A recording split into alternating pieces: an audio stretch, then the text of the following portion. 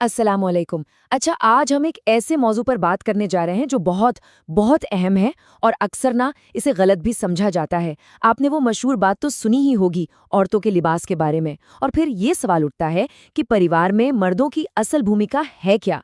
तो चलिए देखते हैं कि हमारा दीन इस बारे में असल में क्या कहता है, क्या रहनुमाई करता है। ये एक ऐसा सवाल है जो हमारे समाज में अक्सर डर और दबाव का एक माहौल बना देता है। लेकिन सोचने वाली बात यह है कि क्या ये बात किसी मुस्तनद हदीस या कुरान की आयत से साबित भी होती है? तो आज हम इसी की तह तक जाने की कोशिश करेंगे और इसकी हकीकत को समझेंगे। तो देखिए, ऐसे किसी भी दावे की सच्चाई अगर जाननी है ना, तो दीन को समझने का सबसे पहला, सबसे बुनियादी उसूल है तहकीक। मतलब किसी भी बात को बस यूं ही मान लेने से पहले उसकी पूरी तरह से पड़ताल करना। ये समझना, ये जानना बहुत ज़रूरी है कि नबी सल्लल्लाहु अलैहि वसल्लम से जोड़ी जाने वाली हर बात सही हो, ये ज़रूरी नहीं। कई बार लोग अपनी ख्वाहिशात को दीन का नाम दे देते हैं और इसीलिए हर रिवायत की, हर बात की गहरी तहकीक बहुत ज़्यादा ज़रूरी है।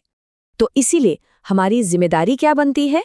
हमारी जिम्मेदारी है कि हम अपने दीन को सुनी सुनाई बातों पर ना चलाएं, बल्कि कुरान और सही हदीस की मुस्तनद यानी एकदम पक्की ऑथेंटिक दलीलों पर कायम करें। देखिए, यही वो बुनियाद है जो हमें गुमराह होने से बचा सकती है। अच्छा, अब आते हैं एक और बहुत ही अहम नुक्ते की तरफ। क्या इस्लाम का मकसद सिर्फ बस पर्दा करवाना है, या फिर इसका जो कॉन्सेप्ट है, जो तसव्वुर है, वो इससे कहीं ज्यादा गहरा, कहीं ज्यादा बड़ा है? चलिए इस पर भी नजर डालते हैं। देखिए, हम लोग आम तौर पर पर्दा या हिजाब जैसे शब्द इस्तेमाल करते हैं ना, लेकिन कुरान हमें एक ज्यादा बड़ा, एक ज्यादा कॉम्प्रिहेंसिव कॉन्सेप्ट देता है, और वो है आदाब।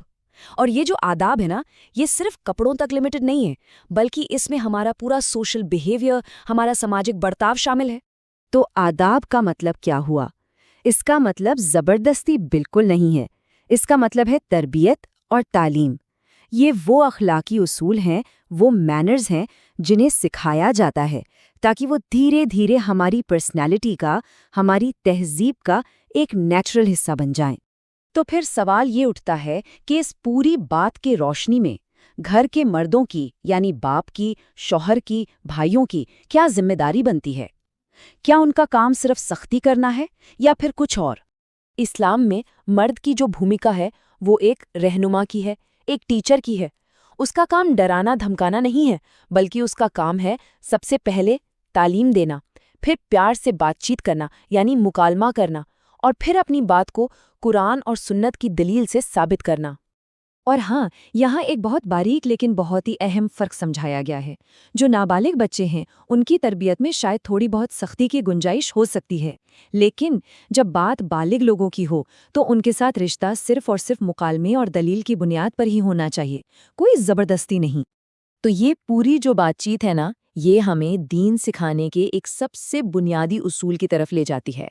एक ऐसा उसूल जो ताकत के इस्तेमाल को, ज़बरदस्ती को सिरे से खारिज करता है। ये एक बहुत ही खूबसूरत और पावरफुल उसूल है कि हमारे हाथ में लाठी नहीं होनी चाहिए, हमारे पास दलील की ताकत होनी चाहिए। मतलब घर के मर्द की असल ताकत उसकी लाठी में या उसकी सख्ती में नहीं है, बल्कि उसकी दलील कितनी मजबूत है इसमें है।